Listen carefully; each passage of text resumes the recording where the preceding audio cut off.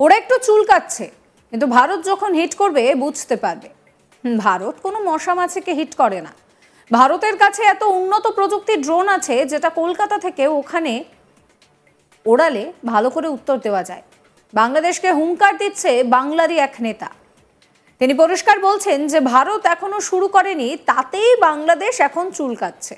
আর ভারত যখন হিট করবে তখন হাড়ে হাড়ে টের পাবে। গত বছর বাংলাদেশের কলকাতা দখলের ডাকের হুমকির পর চরম কটাক্ষ করেছিলেন রাজ্যের বিরোধী দলনেতা শুভেন্দু অধিকারী। বলেছিলেন যে আমার কাছে খবর আছে ঢাকা থেকে 3 লক্ষ হাতে টানা রিক্সা রওনা দিয়েছে কলকাতা দখল করার জন্য। শুভেন্দুর কথায় এপারে তখন হাসির রোল ওঠে। নতুন বছরে বাংলাদেশে আজও হিন্দু বিদ্বেষ অব্যাহত রয়েছে। পরিস্থিতি আরও জটিল হচ্ছে। বারবার সীমান্তে কাটা তার তৈরিতে বাধা দিচ্ছে বিজেপি। ওদের হুঙ্কার যে তারা কাটা তার দিতে দেবে না, আর তার মধ্যেই এবার বাংলাদেশকে পাল্টা হুঙ্কার দিচ্ছেন শুভেন্দু অধিকারী। তিনি ফের বলছেন যে ওরা একটু চুলকাচ্ছে, কিন্তু ভারত যখন হিট করবে বুঝতে পারবে। ভারত কোনো মশা মাছিকে হিট করে না। 1960-70 সালে পুরনো ভাঙা ট্যাঙ্ক দিয়ে এখন আর যুদ্ধ হয় না, বন্দুকে যুদ্ধ হয় না, ম্যান পাওয়ার লাগে না। ভারতের কাছে যে উন্নত প্রযুক্তির ড্রোন রয়েছে সেটা বাংলাদেশ জানে না। কি বলছেন শুভেন্দু অধিকারী, শুনুন। এগুলো একটু ওরা চুলকাচ্ছে, কিন্তু ভারত যখন হিট করবে তখন বুঝতে পারবে। ভারত যখন হিট করবে বুঝতে পারবে। ভারত সাধারণত কোনো মশা মাছিকে হিট করে। তো আমি গতকালও বলেছি, আমি স্বামী বিবেকানন্দের বাড়ির সামনে দাঁড়িয়ে বলেছি, বাবুঘাটে দাঁড়িয়ে গঙ্গাসাগর যাত্রীদের রওনা করার সময় বলেছি, আজও বলছি, ওই 60-70 সালে পুরনো ভাঙা ট্যাঙ্ক দিয়ে এখন যুদ্ধ হয় না, বন্দুকে যুদ্ধ হয় না, ম্যান পাওয়ার লাগে না। ভারতের কাছে এত উন্নত প্রযুক্তির ড্রোন আছে যেটা কলকাতা থেকেই ওখানে আপনার ভালো উত্তর দেয়। বাংলাদেশের স্বরাষ্ট্র উপদেষ্টা বলছে যে বিএসএফকে কাঁটাতার দিতে দেওয়া যাবে। বাংলাদেশের স্বরাষ্ট্র উপদেষ্টা বলছে কাঁটাতার দেওয়ার কাজ চলছে, তো জোর কদমে কাঁটাতার দেওয়ার কাজ চলছে, জোর কদমে চলছে। ভারতবর্ষ কাজ করছে আন্তর্জাতিক নিয়ম মেনে কাজ। গতকাল জ্যামার নেই রাজ্যের জেলগুলোতে বলছিলেন, রাজ্য সরকার স্থির করেছে অত্যাধুনিক জ্যামার বসানো হবে যাতে 5G 4G ফোন আটকানো যায়। এই মুহূর্তে যা জ্যামার রয়েছে তা দিয়ে 2G ফোন আটকানো যায়। রাজ্যের প্রশাসনিক প্রধান পার্থ চ্যাটার্জির সঙ্গে মোবাইলে কথা বলে। আমি আগের কথাগুলো বলবো না, সম্প্রতির কথা বলবো। এবং তিনি যেদিন চান বেলের মোরব্বা খান, যেদিন চান খাসির মাংস খান। গত অষ্টমীতে লুচি ছোলার ডাল খেয়েছেন। স্বাভাবিকভাবে আপনি কাদের হাতে আছেন? আমি তো বারবারই দাবি করি এই ধরনের স্পর্শকাতর বিষয়গুলো পশ্চিমবাংলার বাইরে এই মামলাগুলো নিয়ে যাওয়া উচিত।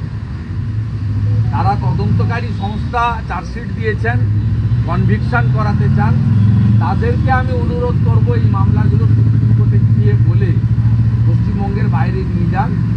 আপনি রোজ ভ্যালির মামলা ভুবনেশ্বরে ছিল বলে ভুবনেশ্বর জেলের অভিজ্ঞতাটা কি সম্মানীয় সুদীপ বন্দ্যোপাধ্যায়ের কাছ থেকে শুনে আসুন।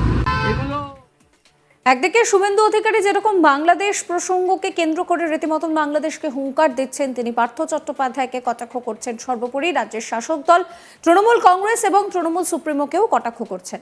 একই সঙ্গে আমরা জানি যে মেদিনীপুর মেডিকেল কলেজে যে স্যালাইন কাণ্ড ঘটেছে, সেই স্যালাইন কাণ্ডকে কেন্দ্র করে রাজ্য রাজনীতি রীতিমতন উত্তাল হয়ে রয়েছে। সেই প্রেক্ষিতেও রাজ্য সরকারের তীব্র সমালোচনা করেছেন বিরোধী দলনেতা শুভেন্দু অধিকারী। তিনি বলছেন যে প্রসূতি মৃত্যুর ঘটনায় স্বাস্থ্যমন্ত্রী মমতা ব্যানার্জি এবং স্বাস্থ্য সচিব নারায়ণ স্বরূপ নিগমের বিরুদ্ধে এফআইআর হওয়া উচিত। এই কেস ইডির হাতে যাওয়া উচিত। যে প্রসূতিকে মমতা বন্দ্যোপাধ্যায়ের দফতর শেষ করেছে, তার স্বামীর যে কান্না, সেই চোখের জল নাকি মমতা ব্যানার্জির দল, মমতা ব্যানার্জি এবং তার সরকারকে ধ্বংস করবে। যে অন্যায় করেছে তার কোনো ক্ষমা নেই, সেই কথাও বলছেন বিরোধী দলনেতা শুভেন্দু অধিকারী। শোনাবো আপনাদের কি বলছেন তিনি এই নিয়ে। আমরা আরজি করে প্রকিউরমেন্টের যে দুর্নীতি, ডাক্তার আক্তার আলীর অভিযোগের ভিত্তিতে অ্যাডভোকেট তরুণ জ্যোতি তেওয়ারির আইনি লড়াইতে যে কেস সিবিআই নিয়েছে, এই এই বিষয়টাও তার থেকেও অনেক বেশি মানে করাপশানের প্রশ্নে, প্রকিউরমেন্টের প্রশ্নে, এবং এটা ক্ষমার অযোগ্য হয়েছে। আমি সেদিনও ডিমান্ড করেছিলাম as a leader of opposition, আজকে আমার দুই কলিগ এমএলএকে সামনে রেখে আমি আবার ডিমান্ড করছি যে এই কেস এফআইআর হওয়া উচিত স্বাস্থ্যমন্ত্রী মমতা ব্যানার্জি এবং সচিব নারায়ণ স্বরূপ নিগমের উপরে এফআইআর হওয়া উচিত, এবং এই কেস এনফোর্সমেন্ট ডাইরেক্টরেট ইডিকে অবিলম্বে নিয়ে নেওয়া উচিত, এবং জনস্বার্থের মামলার শুনানির জন্য বাংলার মানুষ অপেক্ষা করে থাকবে। কলকাতা হাইকোর্ট অভয়াকাণ্ড বলুন, অনেকগুলো ঘটনায় বলুন, তারা ত্রাতার ভূমিকা পালন করেছে। গরিব মানুষ হসপিটালে যান, আজকে যে প্রসূতিটি মারা হয়েছে না, মেরে ফেলেছে মমতা ব্যানার্জির দপ্তর, তার দুটো বাচ্চাকে নিয়ে তার স্বামীর যে কান্না, এই চোখের জলে মমতা ব্যানার্জি এবং তার দল ধ্বংস হবে, তার সরকার ধ্বংস হবে, এবং যেভাবে যে অন্যায় আপনারা করেছেন এই অন্যায়ের ক্ষমা নেই, ক্ষমা নেই।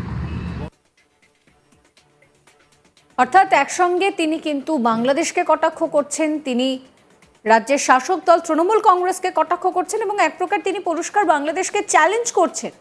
তিনি বলছেন যে বাংলাদেশের বিজেপি এখন কাঁটাতার দিতে দিচ্ছে না, কিন্তু ভারত সরকার সেই কাজটা চালিয়ে যাচ্ছে। একই সঙ্গে তিনি বলছেন যে ওই 60-70-এর দশকে যে পুরনো ট্যাঙ্ক ছিল সে দিয়ে কখনো আর লড়াই করা যায় না। ভারতের কাছে উন্নত মানের ড্রোন রয়েছে, আর সেই ড্রোন যদি চালানো হয় তাহলে বাংলাদেশ কুল পাবে না। শুনুন আরও একবার, শোনাবো আপনাদের কি বলছেন শুভেন্দু অধিকারী।